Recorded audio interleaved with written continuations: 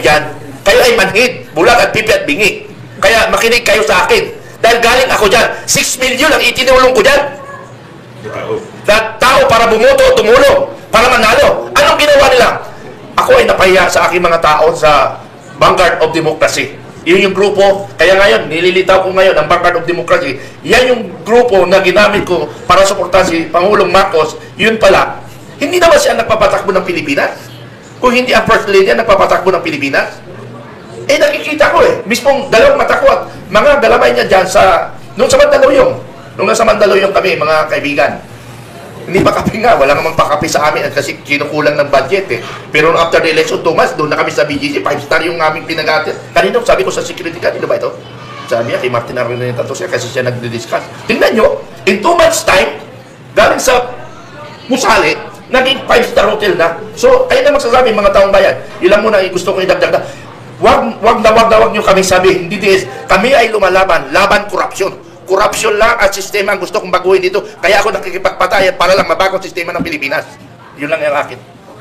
May dagdag ko lang, Boss D, sa mga kasama ko rin, background ko po kasi, lalo po yung aming pamilya, nung yung tatay ko ay nabubuhay pa, panahon po nung matandang Macapagal Arroyo, nasa Malacanang na siya, hanggang yung isa po nawala sa amin nung panahon ni Cory Aquino.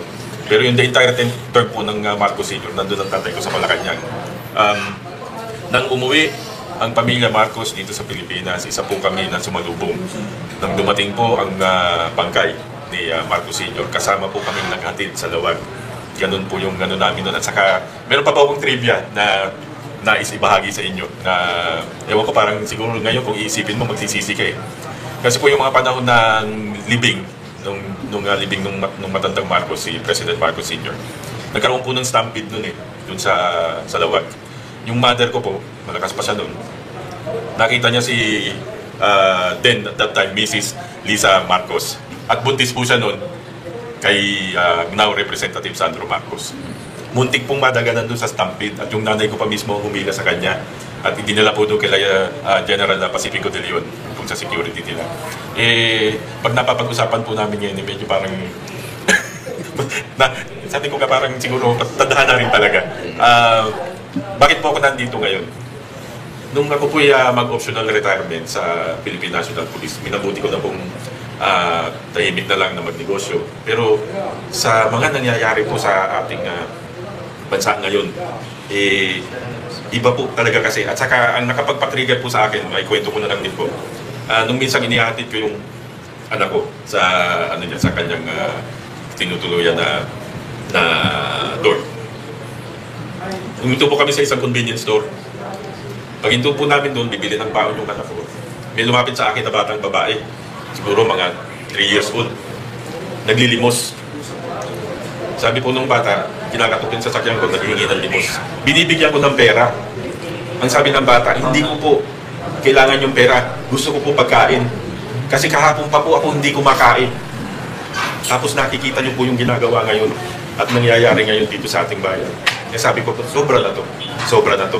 Kaya po ako, sa aking pananahimik, sabi ko, kung hindi ako titindig, hindi ako kikilos, baka pagdating ng panahon, yung mga anak at mga apo natin, hanggang kaapo-apuan, nagbabayad pa dun sa mga ginawa nilang pagtarambong dito sa ating bayan. So agree tayo na lahat tayo ay biktima rito at hindi na ito usapin ng kulay, hindi na ito usapin ng kung kanino kapanig. Ito ay usapang pagmamahal na sa bayan. General.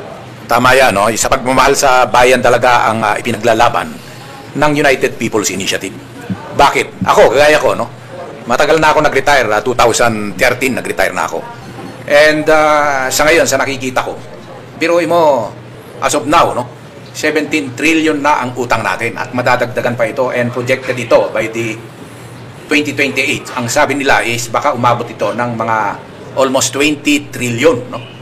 Sa ngayon pa lang, ang utang ng bawat isa sa atin, yung ipapanganak pa lang, kung i-estimatein mo sa current population natin, ay 150,000 kada Pilipino. No? So, ayaw namin na mawala na kami ako. Ilang taon na ako ngayon, 68. No? And bakit ako sumasali sa mga rally? No? Physical, and ngayon, nag-evolve itong virtual rally. Bakit sumasali pa ako? dapat namamahinga na ako noon, no? Nasa tumba-tumba, nagre-relax. Pero sabi ko, hindi ko magawa yon dahil hindi ko maatim na mawawala ako dito sa mundong ito. Hindi natin masabi kung kailan, no? Tapos ang may iwan natin sa ating mga anak, mga apo ay puro utang, puro korupsyon na nangyayari. So dapat talaga, hindi lang ito laban ng UPI, at laban ng lahat ng grupo at laban ng taong bayan, no? So gumising na po tayo. Hindi lang po ako nananawagan sa kasundaluhan. Nananawagan po ako sa taong bayan dahil isa ang puso natin, Pilipino tayo. Kailangan magkaisa tayo at panagutin itong gobyernong ito na puro pagnanakaw ang ginagawa. Although kailangan patunayan, napakahirap, no? Pero kita naman natin, may kasabihan nga, pagka naamoy mo, nakita mo, amoy, may usok, no? May apoy na nangyayari dyan, no? So, hindi na dapat nating hintayin na lumabas ito, na marami na nagsalita at kitang-kita, binubulag tayo ng mga propaganda ng ating gobyerno, no? So, ang hirap ngayon na kung sino ang dapat paniwalaan. So, ang kailangan lang, advice ko, mag-research kayo, alamin ninyo, magtanong-tanong kayo, at alam naman natin na ngayon ay puro propaganda nangyayari, nabubuhay, o tayo'y ginogobyernohan sa pamamagitan ng propaganda at communication, information. Yun lang. Napag-usapan din natin kanina sa mga unang batches na lahat noong yung EDSA 1, EDSA 2, ang key factor is yung military in-execute yung kumbaga yung nasa konstitusyon na second in line, di ba? Kung nung kay Pangulong Marcos, dating Pangulong Marcos, si Cory dahil yun ang Vox Populi, and then yung EDSA 2 na si Gloria yung inupo. Ang missing link dito sa mga nangyayari ngayon na mga demonstrations at mga pagtitipon, yung military mukhang hindi natin kasama sa laban na ito. Bagamat, katulad ng sinasabi natin, pag ang corruption sa Pilipinas, hindi lang isang sektor ang tinatamaan niya. Lahat, buong bayan, tinatamaan niyan. And before itong rally na ito, naglabas ng picture ang Malacanang kasama yung mga active military officials natin. Ano pong masasabi ninyo doon sa lumabas na picture niya? Actually, doon sa yung sinabi mong isang elemento, yung involvement ng military. Actually, hindi ako naniniwala na wala silang involvement kasi Pilipino sila. Ang hindi natin nakikita, kumbaga, hindi lang natin nakikita yung kanilang piling. Kasi ang tinitignan natin, yung overt action, yung paggalaw nila. Talagang hindi po basta-basta gagalaw ang militar. Kasi, sumusunod yan sa konstitusyon. Kagaya nga, parang sa line of succession, constitution. Kasi constitution din ang inaano ng UPI. So, ang hindi nila nakikita, ang military, karamihan sa kanila ngayon, pati sa pulis, ang puso nila, marami kami nakakausap, no? Sa mga fiber group namin, sa mga ordinaryong huntahan, kung ako, estimate ko, no? Kung tatanungin mo ako, 95% ng puso ng talagang galit na ang militar. Pilipino yan, ang Pilipino, ganun din. Halos ganun lang yan. Kasi ang tinitignan natin, yung overt action na militar, march, parang yung nangyari nung EDSA 1, no? Nung EDSA 2, nag-withdraw ng support. Pero ako, ang tinitignan ko, yung tunay na nasa loob ng puso ng Pilipino. Kung yun ang titignan natin, atin ang militar at kapulisan. Naramdaman namin yan kahit sa mga rally namin. Sabi namin, wag nyo sasaktan ng hindi natin kalaban ng militar at ang kapulisan. Sila, ganun din ang treatment nila sa amin. Kaya walang nangyaring gulo sa lahat ng aming mga dahil nga respeto. Respect begets respect. Kaya ang hinirequest ko dito sa pamahalang ito, dapat irespeto nila ang taong bayan. Hindi yung puro propaganda at kasinungalingan ng lalabas. No? Mahirap patunayan yung mga akusasyon sa kanila, pero kita naman natin kung ano yan. So yun lang. May dagdag ako dyan, kasi para sa kalaman ng lahat, 13 years old pa lang ako, nag-undergo na ako ng basic military training. Pagdating ko ng 14 years old, ako ay napalaban na sa mga rebelde. More or less 400 ang kalaban namin. 17 lang kami na kasundaluhan bilang isang Boy Scout ako. So, ibig ko sabihin, ramdam ko ang puso ng sundalo. Ang puso ng sundalo ay makabayan. Kaya ngayong aking kwan, makabayan. So, ang alam ko, kaya hindi kumikilos ang sundalo Dahil bayad na sila. Bayad na ang sundalo at Philippine National Police. Ang problema lang, nung sinabi niya, bayad na ako, bayad na ang police at sundalo, nagising ako, nahulog ako sa higaan ko, bakit ito pa sabi ko, panaginip lang pala, hindi pala totoong bayad, panaginip ko lang pala. Pero baka, yun ang isipin nila, pero panaginip ko maging bawal ba yun, panaginip ko na talaga. Siguro kaiisip ko, na bakit hindi pala kumikilot ang kasundaluhan at pulis? Alam ko ang puso nila. So inisip ko, sa sobrang isip ko, nahulog ako sa higaan ko, panaginip lang pala.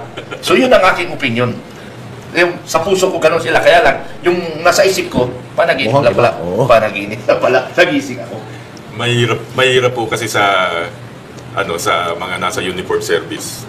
Yung mga ganitong sitwasyon naiipit po kasi kayo doon sa tinatawag natin na iyong profession, at the same time yung personal conviction mo. So kailangan yung balansehin yun. Kaya napakahirap sa totoo lang, yung mga pulis natin, mga sundalo, napakahirap po ng sitwasyon nila. Pero kagaya po ng sinabi ni General Kita, si Sir Caloy, totoo po yun. Marami po kaming nakakausap. Even sa akin, on my part sa PNP. Kasi ako optional retiree ako So marami sa mga kabatch ko, sa mga naging kasama ko, nakakausap ko pa rin sila. At syempre, behind the scene, alam nila, hindi sila manhid. Alam nila yung nangyayari. Kaya lang yun yung may limitations sa kanila. Pero hopefully, sabi nga natin, kung papalarin at pagkakaloob ng buong may kapal, siguro naman bibigyan sila ng pagkakataon para magkaroon ng panahon para ipahayag yung tunay na damdamin ng mga pulis at mga sundalo natin ngayon. Attorney? Noong pong year 2001, si Angelo Tomas Reyes na Chief of Staff, kinonsulta niya yung Armed Forces of the Philippines bago siya nag-declare ng withdrawal of support. Halos lahat sa ilalim, naka 80% sa ilalim ay sumusuporta sa withdrawal of support. Ngayon, ang tanong ngayon, itong Chief of Staff ngayon, si Browner, ginawa ba niya yan? Kinonsulta ba niya ang sarili niyang Armed Forces of the Philippines? Yun nga, panawagan natin kay Chief of Staff. Consult your own men. Subukan mo kaya, magugulat ka kung ano sasabihin ng iyong men. Pwede mag-withdraw ng support doon sa baba. Baka siya pa mahuli. Hindi, may sagot ako dyan Nakonsulta niya Dinala niya pa nga sa Malacanang Hindi matatas. Oo. Hindi, mga Sarinto yun. Dinala niya sa Malacanang. Dianan nila yan. Sa Major Council, dinala niya. Baka kinonsult na. Kasi sunod-sunura lang yan. Sunod-sunura lang yan. Sunod lang yan. Pero yung sinasabi, pero malakas ang feedback sa public, konsulta marami. Pero ano yan, sumusunod lang yan. Mga Sergeant Major kasi, simbolo, no? Parang sila yung simbolo ng mga nasa baba. Pero pag tinanong mo talaga yung mga private, corporal, staff sergeant, duty sergeant, etc., pataas, no? Hanggang sa master sergeant, baka maiwan lang yung mga sergeant major na Ibig mo sabihin, sir, yung sergeant major at saka general, iisang pag-iisip nila. Well, actually, sumusunod lang yun. Sumusunod lang. Sumusunod lang yun sa utos. Pero kung puso ang titignan mo lang, kung mababasa lang natin yung puso nila. Babaan lang natin na konti. Senior yun. Kasi mga 80%. Matagal tayo dyan, sir. Matagal tayo sa IFA. Sa totoo lang, nasa serbisyo tayo. Nung mga EDSA 1, EDSA 2, actually, lalo na nung EDSA 1, nung nasa Mindanao ako doon, ang puso namin, nasa talaga, yung gustong mangyari ng taong bayan. Ganon din yan na ng mga sundalo. Kaya lang hindi nila overtly na pwede sabihin yan. Dahil may sinumpaan sila. Parang katulad yun, sir, sa Mindoro tayo na-assign. Pero actually, sir, nung ikaw ay brigade commander doon, wala silang masabi kasi mabait ka. Pero kung hindi mabait yung commander, marami ka marinig sa baba na tagang alma. Pero sa panahon mo, sir, naging under mo ako, naging taong ako, maganda yung leadership mo, sir. Sana ganun rin ang leadership ng ating armed forces ngayon. Na dapat kinukonsulta niya ang tao. Alam mo, Boss D, sa ating mga kababayang nanonood, meron po meron tayong tinatawag sa amin pong mga galing sa serbisyo, sa kanyang mga nasa active pa. Meron pong tinatawag na commander's time or yung bull session. Yan po, no holds barred na usapan yan between the commander and his subordinates. Ginagawa po yan ng mga commander kapag merong mga issues na hindi ma-discuss ng mga tauhan nila dahil nga po yung tinatawag namin na RHIP or rank has its privilege, its own privilege. So hindi ka makapagsalita, hindi ka makapag-voice out. Kung ikaw po isang epektibong commander, ang unang-una nyo pong gagawin, magpa-bull session ka, commander's time. Napaka-importante po nun para nalalaman po natin yung sa loobin ng ating mga subordinates. Hindi ko po alam kung anong nangyari doon sa Malacanang, kung yun commander's time. Hindi commander's time.